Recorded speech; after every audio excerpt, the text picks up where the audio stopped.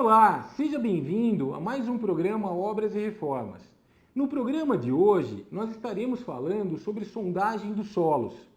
O nosso entrevistado é o professor e engenheiro civil Douglas Constâncio. Não saia daí!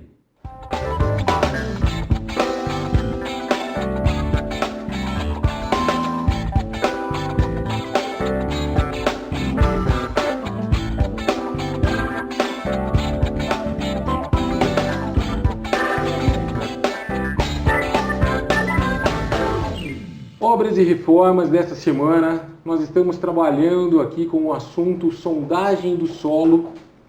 Nosso convidado é o professor, engenheiro civil Douglas Constâncio. Tudo bem, Douglas? Prazer ter aqui conosco. Tudo jóia, André. Agradeço a oportunidade e vamos lá, vamos ver o que eu posso ajudar. Que é isso, eu que agradeço, Douglas. Obrigado pela tua presença. Douglas, sempre que eu indico para um cliente, falo, olha, antes de começar a construção, vamos fazer uma sondagem do solo, né? Eles me fazem uma pergunta assim, mas André, por que é tão importante realizar uma sondagem do solo? Qual a função dessa sondagem? Então, por favor, Douglas, vamos tirar essa dúvida do pessoal. Olha, André, nós já estamos no século XXI, né?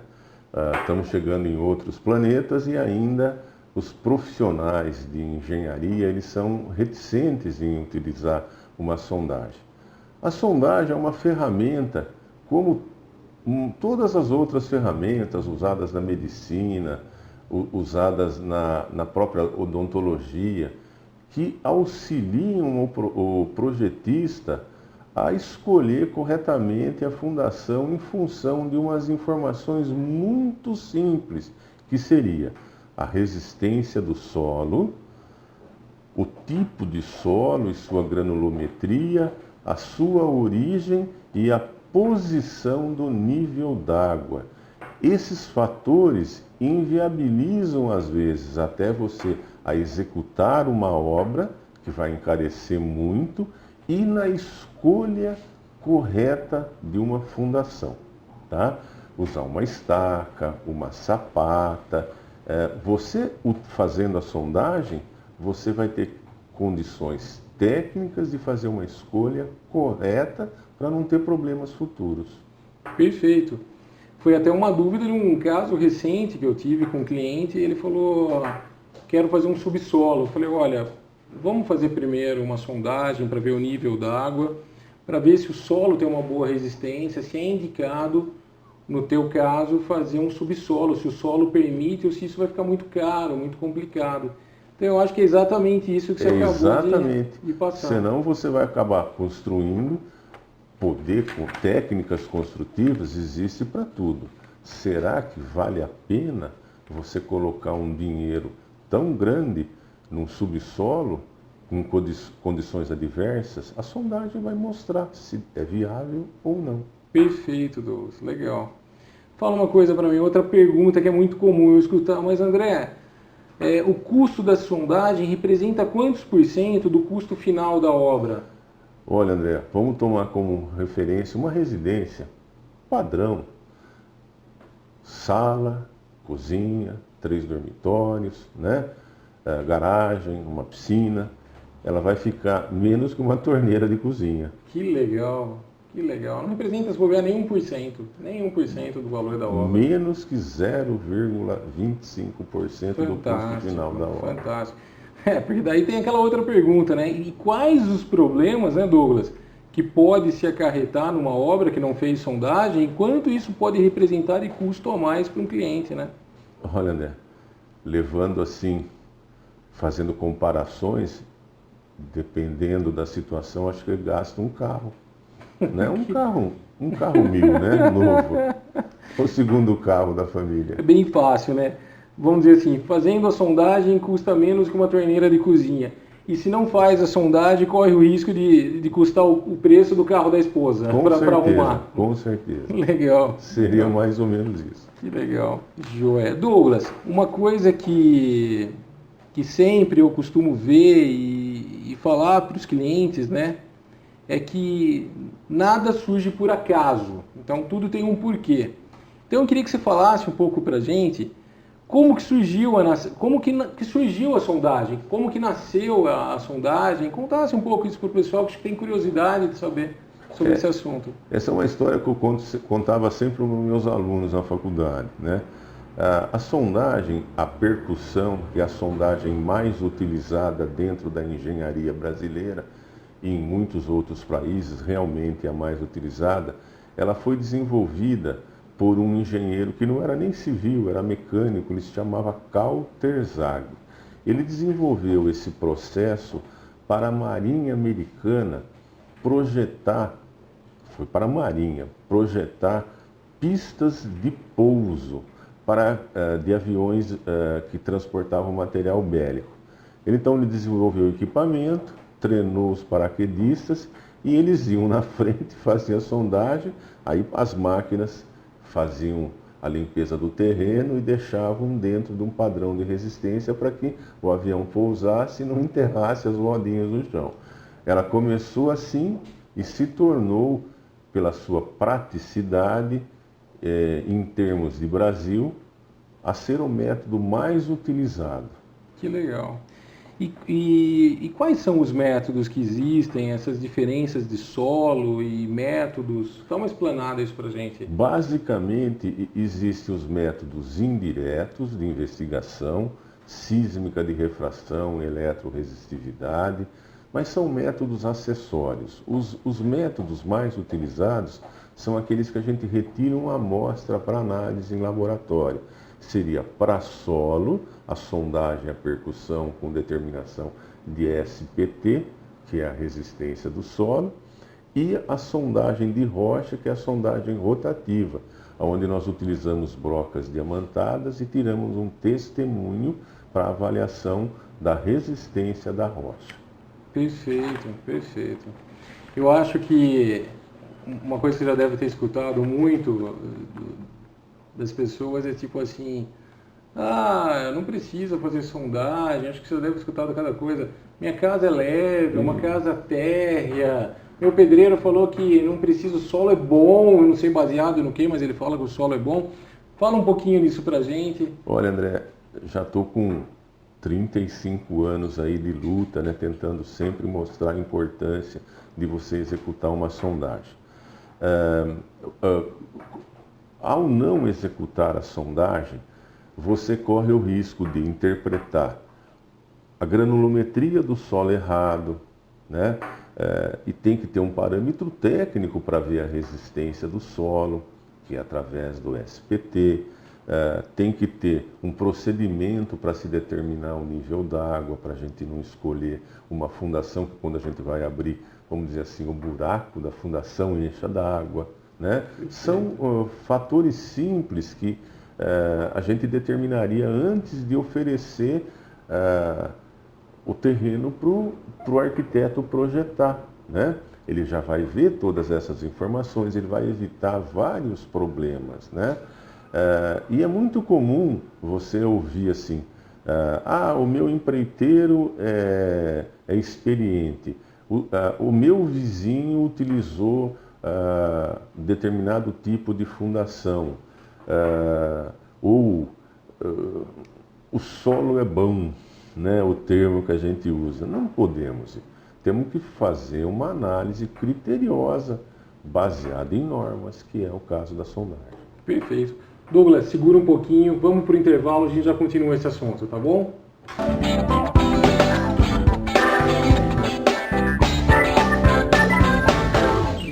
Então, Douglas, quando a gente fala de fazer a sondagem do solo, que nós fazemos a perfuração do solo para fazer essa análise, quantos furos é o ideal para um terreno residencial ou comercial? O pessoal acha que tem essa dúvida. É um procedimento de norma que nós devemos seguir. Vou tentar resumir os principais tipos de obras.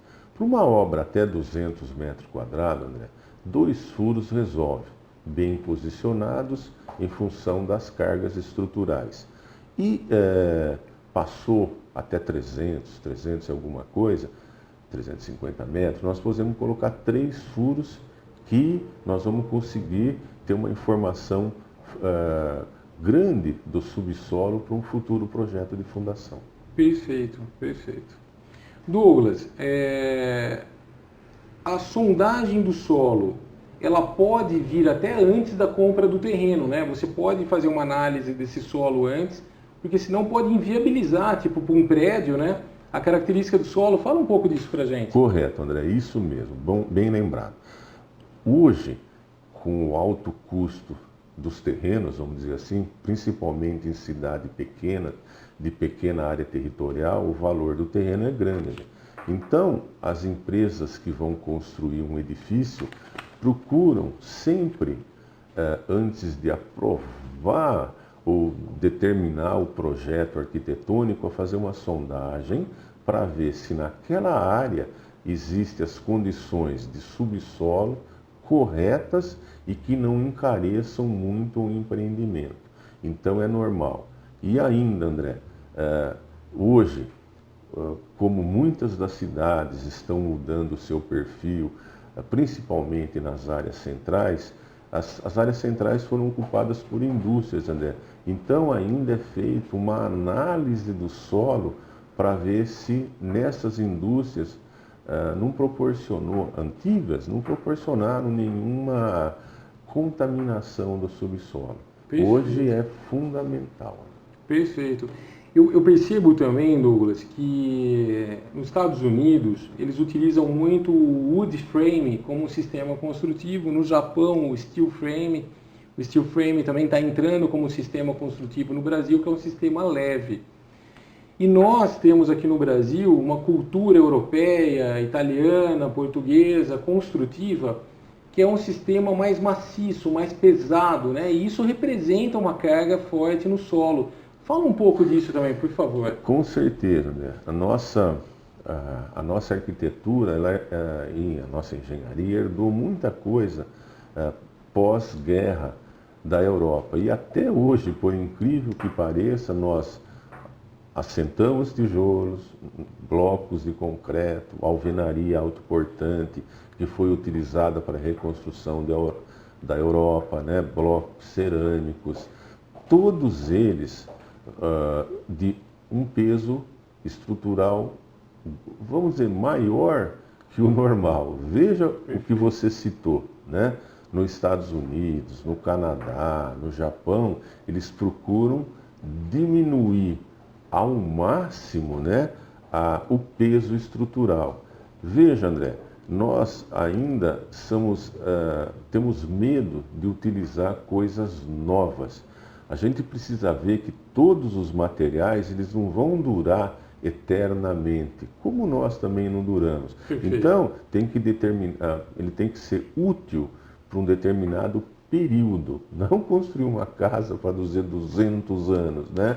Você vai ter que rebentar ela várias vezes para trocar cano, para trocar a parte elétrica e remodelar toda essa construção que foi feita. Realmente, a casa, em estilo, vamos dizer assim, de construção aqui no Brasil, ela é mais pesada, né? Então temos que tomar um pouquinho de maior atenção com o subsolo. Perfeito. Não podemos encarar assim que Deus é brasileiro e ele vai abençoar tudo. Ele já deve estar bem cansado com tudo. Porque toda carga para no solo, né? Então o solo ele tem que ser preparado, ele tem que calcular tudo. Não é uma coisa assim aleatória. Tem que ser pensado no solo em questão.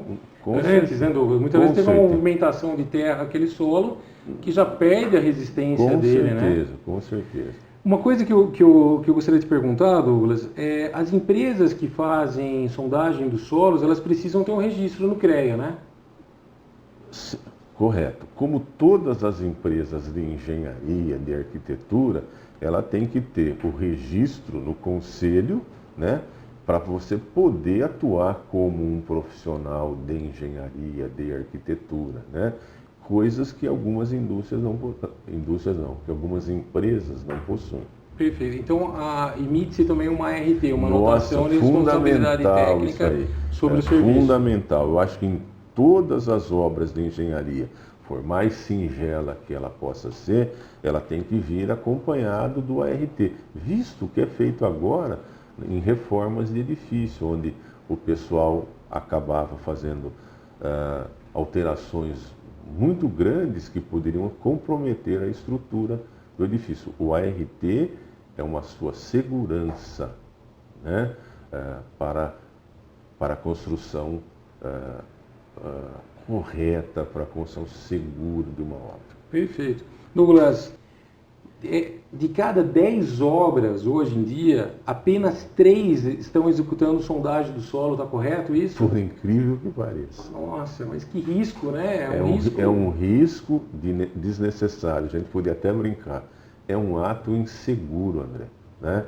Você construir, colocar uma estrutura bonita da superfície para cima e esquecer a superfície para baixo, para o subsolo. A gente às vezes escolhe fundação errada, concreto abaixo do nível d'água, pode escolher o comprimento inadequado, que vai trazer problemas muito grandes depois que você começar a manusear a casa, viver o dia a dia da construção. Douglas, é uma pena, a entrevista está acabando. Te agradeço muito pela sua presença. Tá joia? Muito obrigado. Estamos aí à sua disposição para outras entrevistas. Um abraço. Vamos para o intervalo, voltamos já.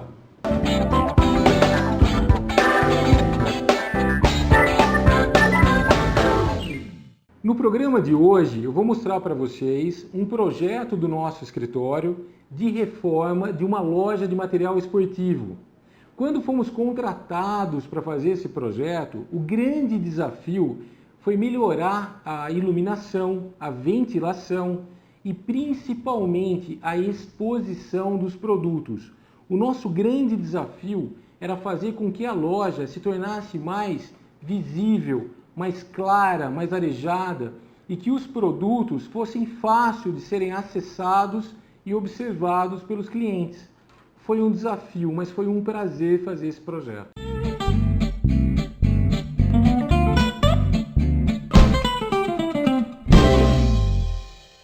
A dica da semana para você que pretende construir é que você faça, antes de mais nada, um levantamento planialtimétrico do seu terreno. Com esse levantamento planialtimétrico em mãos, você saberá as características do seu terreno, se você precisa colocar ou remover terra e se houve alguma invasão por parte de algum vizinho. No próximo programa, nós estaremos nos aprofundando nesse assunto. Até lá!